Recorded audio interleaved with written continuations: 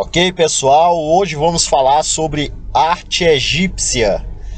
É lógico que nós vamos falar sobre a arte desenvolvida no Antigo Egito. E vamos fazer uma síntese sobre o assunto porque ele é bem abrangente. Vamos lá. Então, pessoal, em qualquer tipo de estudo, sempre que saímos da pré-história, quando nós damos segmento cronológico no tempo para esse estudo, nós chegamos no Antigo Egito. Isso porque essa civilização, ela foi um império dominador, próspero e duradouro. E nós sabemos muita coisa sobre o Egito porque a escrita já existia e por conta disso nós temos muitos detalhes sobre essa civilização. Assim, nós temos conhecimento que a cultura egípcia ela era totalmente voltada e regida pela religiosidade. Então, esse é o aspecto mais importante dessa civilização. Também sabemos que os egípcios, além de acreditar em muitos deuses, pois eles eram politeístas, eles também acreditavam na vida após a morte. E esse era um aspecto também muito importante para eles. E a arte, portanto, ela vai ser uma espécie de arte mortuária também, que a gente vai entender mais à frente. Então nós temos conhecimento de que os egípcios eles praticavam a mumificação, que era abrir o corpo da pessoa, tirar os órgãos internos e colocar produtos que viessem a preservar por muito tempo o corpo daquele que foi mumificado. Isso baseava-se justamente na crença de que um dia o espírito voltaria para o corpo, porque eles acreditavam na ressurreição, e quando esse espírito voltasse, ele deveria encontrar o corpo intacto. Outra curiosidade é que quando um faraó morria ou uma pessoa nobre e importante, as pessoas que estavam ao seu redor, muitas vezes as suas concubinas, esposas e os seus servos, eles eram mortos também juntamente com essa pessoa. Também acreditando que quando ele ressuscitasse, os seus servos estariam ao seu lado também. A civilização egípcia era bastante desenvolvida e bem organizada em classes sociais. Basicamente, eles eram divididos em 3 grupos. No primeiro grupo ficava o faraó na ponta, obviamente. Depois vinham os sacerdotes, que tinham importância muito grande dentro do Egito. E ainda pessoas nobres. Na segunda parte ficavam comerciantes, artesãos e camponeses. Na terceira parte, na base, ficavam os escravos. Uma curiosidade é que existe um personagem bíblico que ele consegue subir nessa pirâmide, o que era praticamente impossível para alguém que vivia na civilização egípcia. Esse personagem é José do Egito. Ele chega como escravo.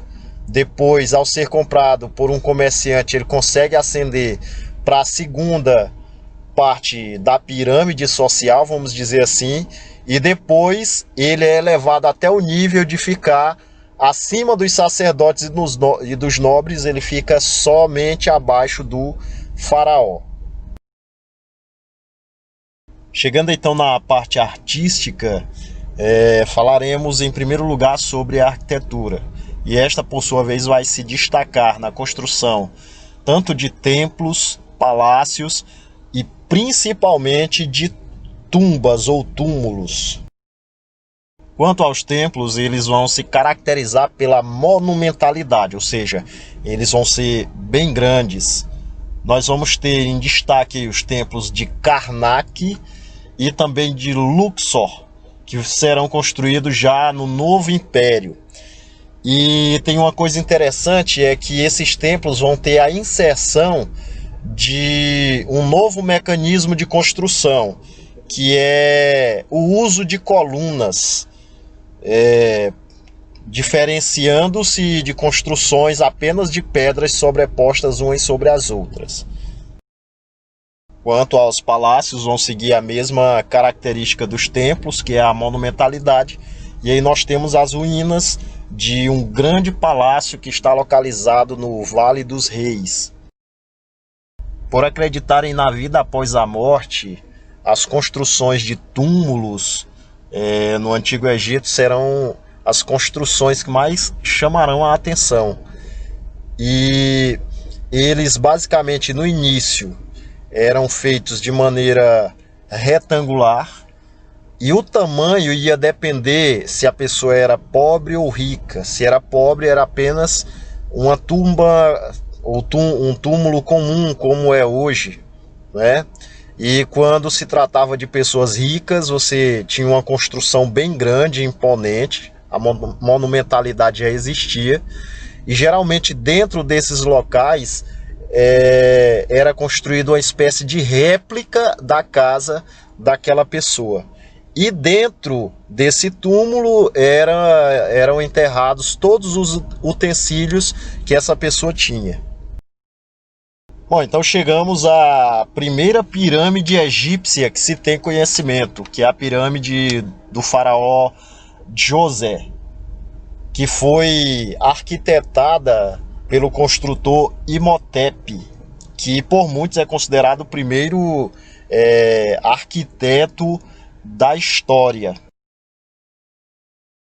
Então, para explicarmos como chegamos até a construção dessa primeira pirâmide, nós vamos mostrar de maneira bem simples uma sequência de desenhos e você vai entender. Então, falamos agora há pouco que os túmulos, os primeiros, eram feitos no formato quadrangular. Tá aí o desenho, essa linha significa o solo, a tumba em cima, e escavando o solo eles faziam uma escadaria que chegava até a câmara mortuária. Então, o que aconteceu foi que no túmulo ou na tumba de Djoser, eles fizeram um muro em volta. E como esse muro era alto, impedia que as pessoas vissem a construção do túmulo. Então, para que o túmulo pudesse ser visto, a ideia de Imhotep foi fazer outras construções, uma em cima da outra, como se fosse um bolo de aniversário, e aí nós chegamos à primeira pirâmide de que temos conhecimento. O formato dessa pirâmide evoluiu e chegamos às pirâmides no formato mais comum que nós temos conhecimento. Bom, então nós sabemos que as pirâmides mais conhecidas do mundo são essas três que ficam no vale de Gizé, tá? Que são as pirâmides do faraó Kelps, do faraó Khafre e do faraó Mycerinos, sendo que a de Kelps é a mais alta dentre as três e chega a medir 156 metros de altura. Pois bem, os pesquisadores aventureiros, tendo conhecimento da cultura egípcia, de que quando uma pessoa rica, especialmente os faraós, quando morriam, eram enterrados com todas as suas riquezas, eles arriscaram as suas vidas atrás desses tesouros escondidos. Muitos deles chegaram até perder a própria vida.